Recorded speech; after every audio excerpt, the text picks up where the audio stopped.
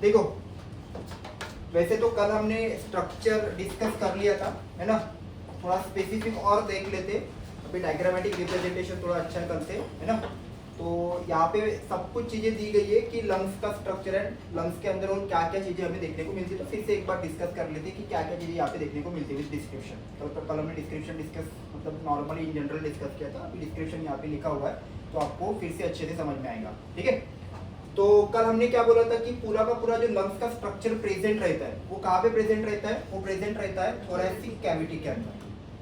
बराबर है, जो हमारी थोरैसिक कैविटी रहती है, आप पे देखो यहाँ पे दो कैविटी डिवाइडेड है, एक थोरैसिक कैविटी और दूसरी एब्डोमिनल कैविटी।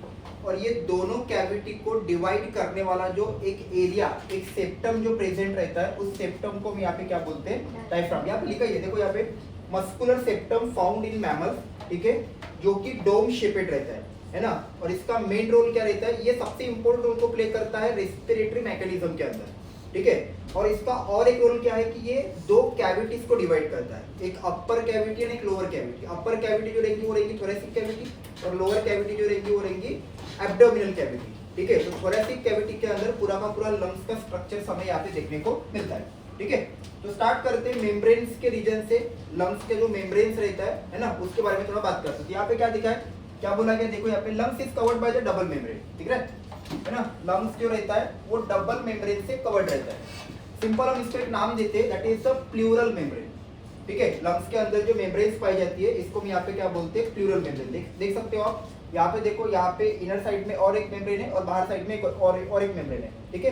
तो डबल मेम्ब्रेन है तो हम दोनों को नाम देते हैं यहाँ पे, दोनों प्लूरल है, बट एक आउटर साइड में प्रेजेंट है, एक इनर साइड में प्रेजेंट है, ठीक है। तो आउटर प्लूरल को हम यहाँ पे क्या बोलते हैं, आउटर प्लूरल को हम यहाँ पे बोलते हैं पैराइटल प्लूरा, ठीक है। आउटर प्लूरल को हम यहाँ पे क्या बोलेंगे, पैराइटल प्लूरा। और जो इनर साइड में प्लेस्ड है उस मेम्ब्रेन को हम यहाँ पे क्या बोलेंगे, विसरल प्लूरा, है ना। So these are the two membranes are two pleural membranes, two double pleural membranes are found in the lungs, outer and inner. Outer is the parietal pleura and inner one is the visceral pleura, ठीक है। तो ऐसे दो membranes पाई जाएंगी lungs के अंदर। अब दो मेम्ब्रेन से क्या हुआ है ना, दो मेम्ब्रेन से एक कैविटी वहां पे फॉर्म हुई है ना। In between this two membrane the cavity is form and the name is called pleural cavity. हम उस कैविटी को क्या नाम देते हैं, हम उस कैविटी को नाम देते हैं प्लूरल कैविटी। अब कैविटी है तो ड्राई तो नहीं रहेगी, अब कैविटी वहां पे क्रिएट हुई तो कैविटी के अंदर कुछ ना कुछ तो प्रेजेंट रहेगा, है ना। तो कैविटी के अंदर एक फ्लूइड पाया जाता है and that fluid is also known as the pleural fluid, क्योंकि प्लूरल मेम्ब्रेन्स के अंदर पाया जा रहा है, ठीक है। तो प्लूरल मेम्ब्रेन्स के अंदर फ्लूइड पाया जा रहा है तो इस फ्लूइड को हम यहाँ पे क्या बोलेंगे, प्लूरल फ्लूइड बोलेंगे, ठीक है। तो ये आपको अच्छे से याद रखना है। जो प्लूरल मेम्ब्रेन है, यहाँ पे देखो ये जो बाहर वाली प्लूरल मेम्ब्रेन है पैराइटल प्लूरा, यहाँ पे दिख रहा है। अच्छा, ये मेम्ब्रेन डायरेक्टली क्लोज कॉन्टैक्ट में है रिब्स के साथ, बाहर की तरफ रिब्स रहेंगे ना, ठीक है। तो जो पैराइटल प्लूरा वाली मेम्ब्रेन्स रहेंगी वो डायरेक्टली रिब्स सरफेस के साथ अटैच रहेंगी, ठीक है। और जो इनर साइड वाली मेम्ब्रेन्स रहेंगी लंग्स की वो डायरेक्टली अटैच रहेंगी लंग्स सरफेस के साथ, ठीक है। तो ऐसे दो मेम्ब्रेन्स के साथ हमें अटैचमेंट्स देखने को मिल जाता है, ठीक है। यहाँ पे और क्या बोला गया, देखो लंग्स को हम दो पार्ट्स में डिवाइड करते हैं, एक लेफ्ट लंग्स और एक राइट लंग्स। कल मैंने बताया था आपको कि राइट लंग्स जो रहता है ना, यहाँ पे आपको एक लोब ज्यादा मिलेगा in the comparison of left lungs, ठीक है। इससे लंग्स के मैकेनिज्म्स की इफिशियंसी के ऊपर कुछ डिफरेंस क्रिएट होता है क्या, नहीं, लंग्स जैसा काम करेगा वैसा ही काम करेगा, ठीक है।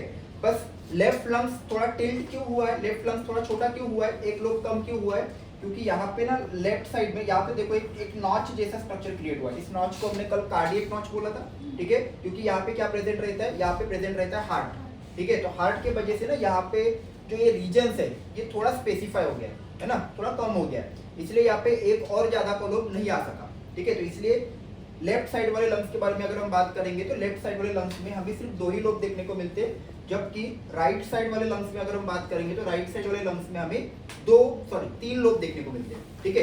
एक अपर लोब, एक मिडल लोब और एक लोअर लोब, ठीक है। अब इस लोब को फॉर्म कौन कर रहा है, इस लोब को फॉर्म कर रहा है एक फिशर, है ना, एक सेप्टम जो इनके बीच में से जा रहा है, लंग्स के बीच में से जा रहा है। तो देखो यहाँ पे अपर लोब और मिडल लोब इनके बीच में एक सेप्टम प्रेजेंट है जिसको हम बोलते हैं यहाँ पे हॉरिजॉन्टल फिशर, ठीक है। और मिडल लोब और लोअर लोब के बीच में और एक सेप्टम प्रेजेंट है जिसको हम बोलते हैं यहाँ पे ऑब्लिक फिशर। यहाँ पे दो फिशर है ना, राइट लंग्स के अंदर दो फिशर्स पाए जाते हैं क्योंकि यहाँ पे तीन लोब है। इधर साइड में देखो, इधर साइड में दो ही लोब है, एक अपर लोब है दूसरा लोअर लोब है ना। तो यहाँ पे दो ही लोब है, इसलिए यहाँ पे एक ही फिशर पाया जाएगा, जिसको हम यहाँ पे क्या बोलेंगे, ऑब्लिक फिशर। दोनों में कौन सा फिशर कॉमन है, ऑब्लिक फिशर है ना। बस डिफरेंस आता है हॉरिजॉन्टल फिशर का, जो कि पाया जाता है राइट लंग्स के अंदर। ठीक है, तो ये आपको अच्छे से याद रखना है, बराबर है।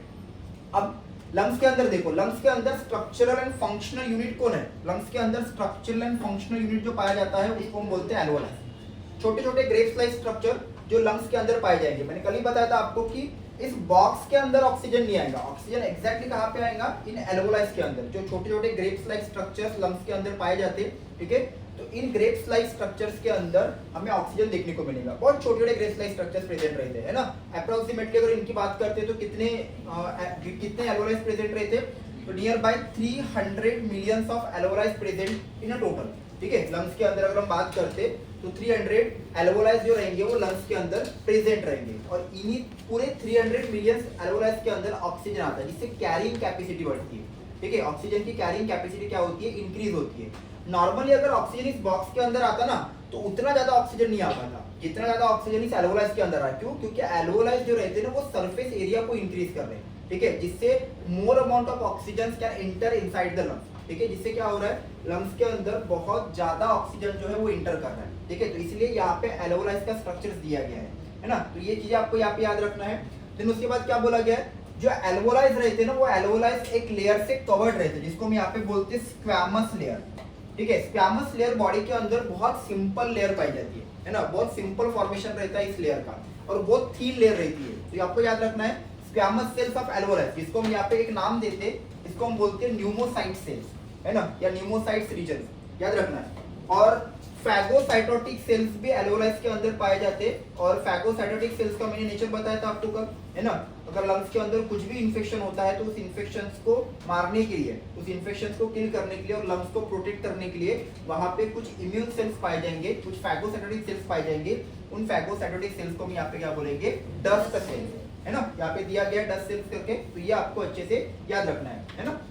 ये बाहर साइड में दिख रहा है आपको, ये रिब केज है ना, इधर साइड पे रिब केज है, और जो इंटरनली यहाँ पे है ना, जहाँ पे हमारी थोरेसिक कैविटी एड होती है, यहाँ पे अगर हम हाथ लगाएंगे तो यहाँ पे देखो, यहाँ पे हमारा रिब केज एड होता है। ठीक है, तो यहाँ पे एक सेप्टम पाया जाता है, उस सेप्टम को हम बोलते हैं डायफ्राम, एक थीन मेम्ब्रेन का पोर्शन रहता है। ठीक है, जो लंग्स को मतलब थोरेसिक कैविटी को एब्डोमिनल कैविटी से सेपरेट करता है। इसके नीचे कौन सी कैविटी रहेगी, एब्डोमिनल कैविटी, और ये जो पूरी कैविटी है इसको हम क्या बोलेंगे, थोरेसिक कैविटी, जहाँ पे लंग्स पाया जाएगा और हमारा हार्ट पाया जाएगा। अच्छा, हार्ट का जो लोअर सेक्शन रहता है ना वो इस डायफ्राम के ऊपर रेस्ट करते रहता है, याद रखना है।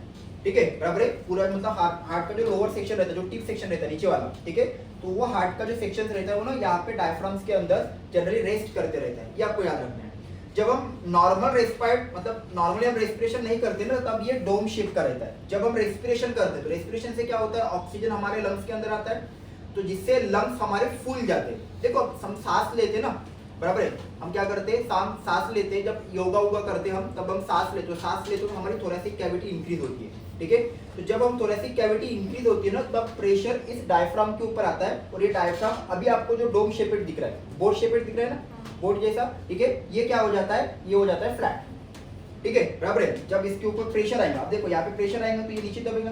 ठीक है, अब नीचे दबेगा तो ये क्या हो जाएगा, ये हो जाएगा फ्लैट। ठीक है, जब हम नॉर्मल रेस्पायर नहीं करते हैं तो नॉर्मल रेस्पिरेशन के वक्त ये ऐसे डोम शेपेड में रहता है। ठीक है, बट जब हम रेस्पायर करेंगे, जब ऑक्सीजन हमारे लंग्स के अंदर आएगा, तो ये जो स्ट्रक्चर है, ये डायफ्राम का जो स्ट्रक्चर है, ये क्या हो जाएगा, ये हो जाएगा फ्लैट। ठीक है, तो इस तरीके से पूरा का पूरा जो लंग्स का स्ट्रक्चर है वो हमारे बॉडीज के अंदर हमें देखने को मिलता है। जो सबसे इंपॉर्टेंट मैकेनिज्म्स को कंट्रोल करते हैं हमारे बॉडी के अंदर, दैट इज द रेस्पिरेशन।